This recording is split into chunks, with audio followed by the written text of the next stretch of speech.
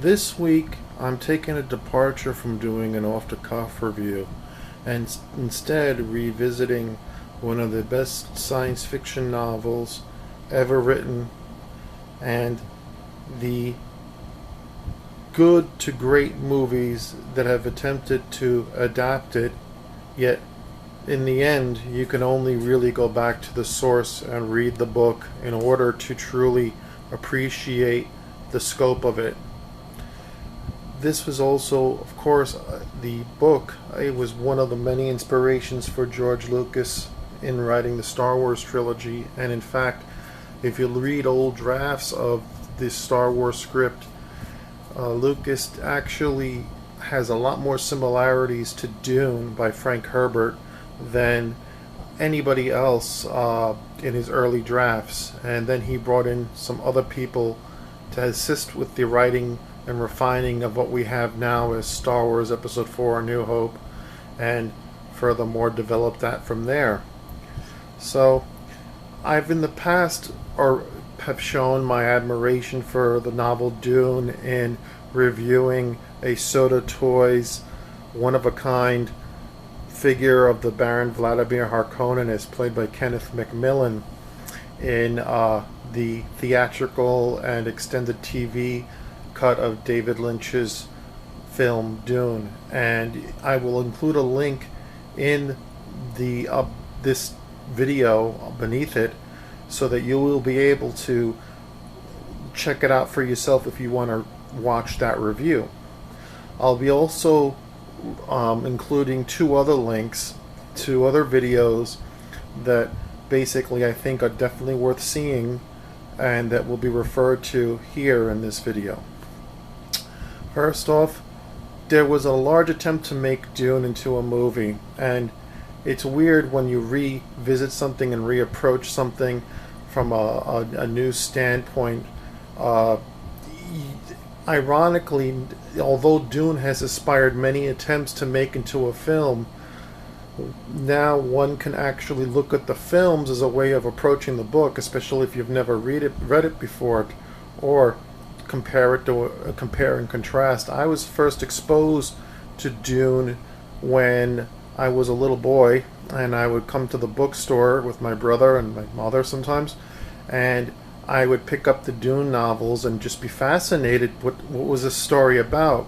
But I was a little kid, and basically, I don't despite the cliche of science fiction being for kids, I don't consider Dune to be anything of the sort.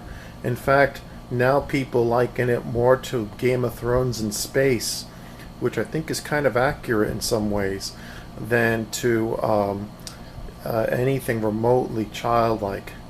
Arthur C. Clarke called Dune the only thing that comes close to creating a true, completely imaginary world of the same scale is the Lord of the Rings. So this is sort of in terms of creating a science fiction world, it's on par with the Lord of the Rings in terms of the rules that it sets up and the universe that it creates. Again, this is not to say that Dune is like the Lord of the Rings. They're two totally different stories and have nothing to do with each other. But when you have someone like Arthur C. Clarke, who's, everybody knows that he's one of the, not only a good scientist, but he was a great science fiction author, and he co-wrote 2001 A Space Odyssey with Stanley Kubrick, based on his short story The Sentinel. It's easy to understand why this novel would get acclaim and why so many people to this day continue to try and capture it on the screen with mixed results and sometimes leading to dead ends. So, the first person that attempted to bring Dune to the big screen was Alejandro Jodorowsky, and I highly recommend this Blu-ray disc or DVD, or even if it's available on Netflix, to watch Jodorowsky's Dune. It really illustrates how many movies were influenced by this version of Dune that sadly was never made. And if you're a fan of Dune, you absolutely should pick this up. So this is available from Sony Picture Classics So you can pick this up in any bookstore, I mean any DVD store, whatever, or on Amazon.com. Now, outside of that, there is, of course, David Lynch's theatrical version of Dune, which to this day has, some people when they first saw it hated it. In fact, you could see certain film reviewers reviewing the film back in 1984 scathing it, and it was a dark time in Lynch's career. So much so that in 1988, when a extended cut was created of the film without his permission or without his involvement, because he didn't have final cut when he made the film, Lynch basically divorced himself from that extended cut by having the director's credit changed to Alan Smithee and having the screenwriting credit changed to Judas Booth. However, the theatrical cut, in my opinion, from 1984 is probably about as good if you want to remain faithful to the novel, and even this is not completely faithful, but considering everything he had going against him and that he didn't have final cut, and they cut the film at a time down to 2 hours and 17 minutes, which is way too short to tell this kind of story. And this was a time when you didn't have the type of cinema being made today where they're adapting like 10 whole books into movies or splitting up one book into 3 movies. At this point, they tried to capture an epic into 2 hours and 17 minutes, and I'm of the opinion that given all that he had to go and capture and to be as faithful as he was able to be, I don't think anyone could have done a better job in 1984. And this poster is actually something that comes with the UK import of the TV edition of Dune, which is basically right here. And basically this was an English import that I purchased, and it's a special TV edition. It's pan and scan. I'm not sure if it's still available at Amazon UK or whatnot, but this was one of the early DVDs that I bought of the film. I also have, though not with me here, the Japanese Laserdisc import, which is a must-get. Now, outside of that, there is, of course, on Blu-ray, the theatrical cut of Dune, which looks fantastic. In fact, I was watching it earlier today, because this whole week I've been kind of revisiting Dune, and I watched the television miniseries adaptation and its sequel, which basically covers the first half or original classic Dune trilogy that Frank Herbert wrote between the 1960s and the very early or late 1970s, early 1980s. This of course only covers the first the first book, but it is basically the theatrical cut, and while Lynch doesn't really have anything to do with this DVD release per se, other than the fact that he wrote and directed the picture, his credit still remains on here, so this is probably as close as you're going to get to Lynch's own approved cut, and it also contains deleted scenes that have never been made available before. It's also available, I should note, on Steelbook DVD Extended Edition. And the extended edition is basically the same thing as the DVD cut, with the Blu-ray cut that I just showed you. Has the terminology of the Imperium, which is available in the book, as well as a look at what's on both sides of the disc included. What's really great about this is you get both the theatrical cut and the Alan Smithee / extended version of the film, for the first time presented in anamorphic widescreen. That version of the film is not available on Blu-ray, only the theatrical cut. So those of you who don't already have it on Steelbook will definitely want to get this. This is one of the few, if only, Steelbooks that I own, and I love it. And but I'm also a huge fan of Dune. Then, of course, we have the Paradise edition of Dune, which is from Germany. And again, I've covered this in the past as well. Basically, we have the beautiful artwork in between the film, which shows you a gilt highliner and the spaceships from the Atreides homeworld of Caladan going to aboard it. And we have, albeit of course you have an English track on here, the original English track, but Germans love Dune, I guess, because this Paradise Edition is probably the most, I would say it's the most comprehensive DVD of Dune out there, in terms of, you get the pan and scan version of the extended version, you do get the anamorphic widescreen theatrical cut, and then you get a DVD of extra features that are not available anywhere else. And the menus for the discs and different aspects of the discs are all meant to reflect the various planets in the film, and it was all done professionally. It's beautiful. So if you can get it, this is a German import. It comes with a cardboard slipcase, but to make things easier for myself, I'm just showing you what's inside the slipcase. This is called the Dune, which is I guess in German, Der Westenplanet, the Paradise Edition. Now, of course, there is John Harrison's miniseries adaptation of Dune, which came out in 2000 and is still among the highest Sci-Fi Channel miniseries programs ever. And you get with it the entire director's cut of the film, which is still only available on DVD.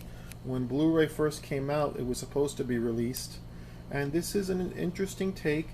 Is it any better than the David Lynch version?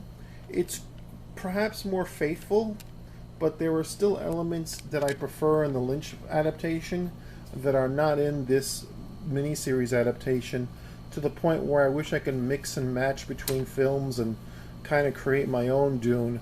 But I'm sure that after we go through this little illustration of the various things that are available to Dune fans, you'll agree with me that if you want the ultimate cut of Dune, you should read the book. Also released at the time of the television series was The Making of Frank Herbert's Dune, which came with a DVD that, to this date, as far as I know, has only been made available when this book was released years ago. So for those of you who have this, that came with the softcover Making of Dune book, you've got a collector's item and a half for Dune fans, and I'm one of the people that still has it. In 2003, the second and third books were adapted for the big screen. Frank Herbert's Children of Dune is an adaptation of the second book, Dune Messiah, and the third book, Children of Dune. This DVD is the television version, which I assume is which is, I guess, equivalent to the director's cut. It was with a screenplay written by John Harrison, although television director, filmmaker Greg Yantes actually was the man who directed this film. I have a really good review of it that I did back in 2003 for Sci-Fi Channel, and I might even post that as a part of this on my website. Repost it, because the review that I did discussing this film and the series at the time was so well received that the director of this film actually wrote me a letter, which I'm sure I have as well, but unfortunately that would take way too long for me to find. But he really liked what I did on this, and so it remains one of my personal moments of glory that I wrote a review of something so much that the director actually read the review and took the time out to contact me. Very few times does that happen. The only other time I could recall off the top of my head is when I reviewed Stephen King's television series version of The Dead Zone, and the late Star Trek The Next Generation head writer Michael Piller wrote me a letter telling me I got it exactly right when I did my review, exactly what they were going for. So thank you, Michael Piller, and thank you, Greg Yantes. So here we come to what's really the most important thing, and that's this: Dune. Dune is, in every way, sense of the word, a science fiction masterpiece. The only thing that I think comes closer to being anything remotely better than Dune, if you can even say that, is I do admit that I prefer Isaac Asimov's Foundation series over the Dune series. But in terms of the original book, Dune is, I mean, if you read nothing else, really all you need to read is Dune. That's how good the book is. And this book here is the illustrated Dune, which is basically the novel with a few paintings, which I'm going to show you. This is one that I saw as a kid, but is no longer published here in the States. This version here is published by Victor Golan's London, so it's only available, as far as I know, in the United Kingdom. And it features artwork by Hugo Award-winning artist John Schoner, who was Herbert's preferred artist for doing the covers and for actually doing illustrations when earlier versions of the story, before it was developed into a complete novel, were published in Analog magazine. So we take a look in here, and obviously the cover is based on one of the paintings. And so now I'm going to show you some of the artwork from this book.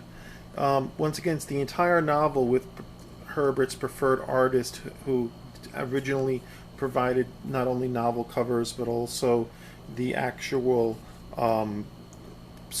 artwork that went with when the book was being developed and it was first published in a serialized form in Analog magazine.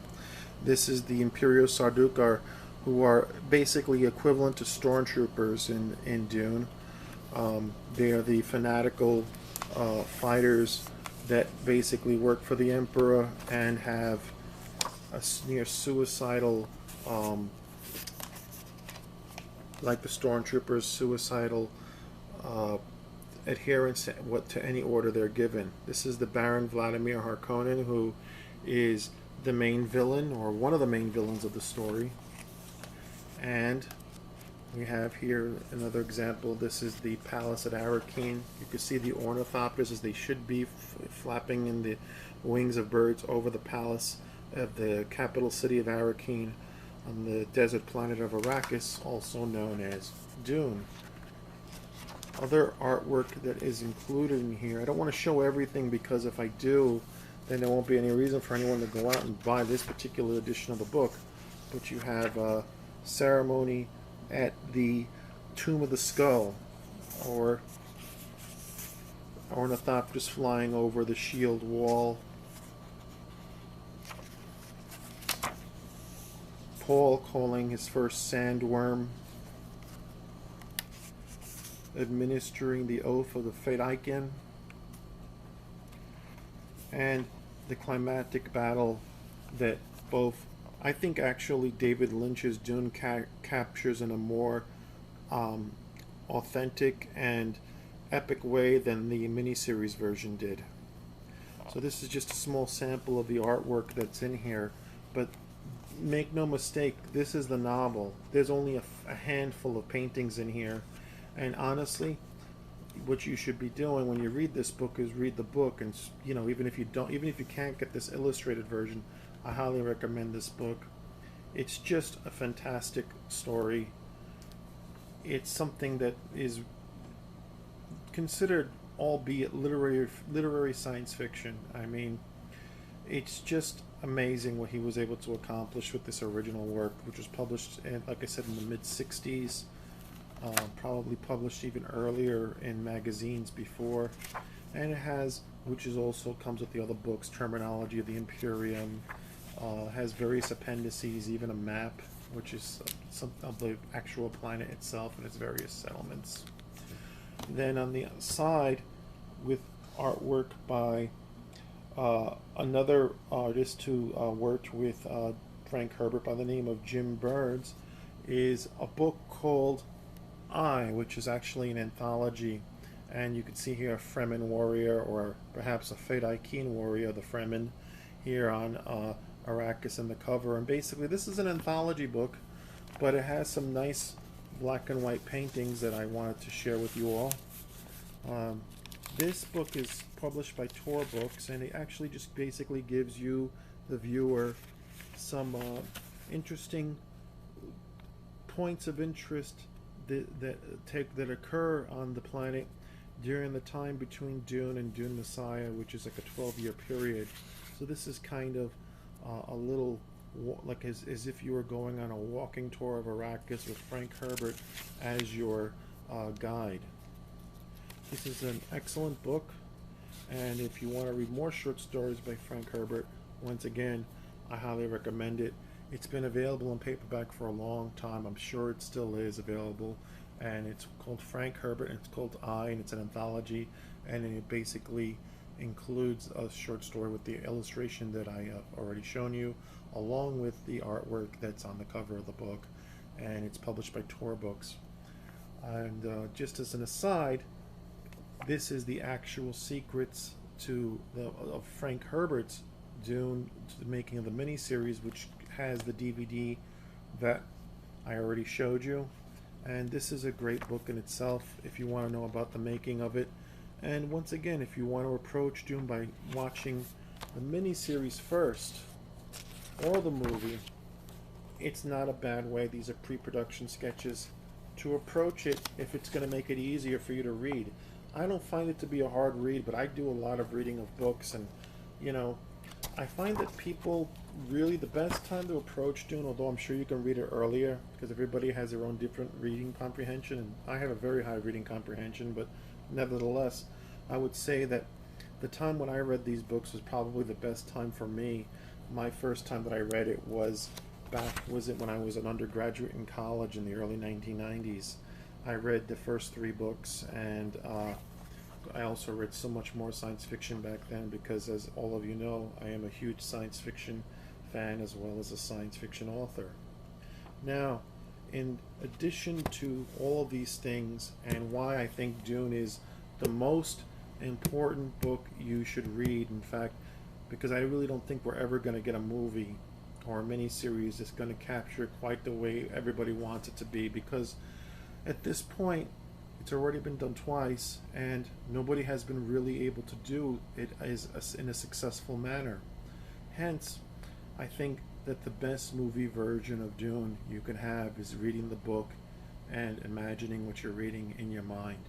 Trust me, you will not regret it.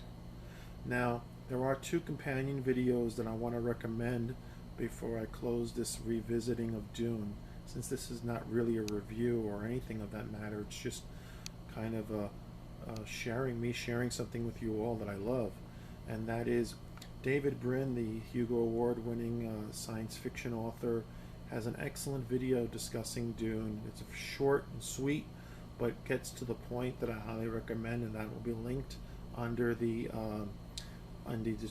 description of the video. And then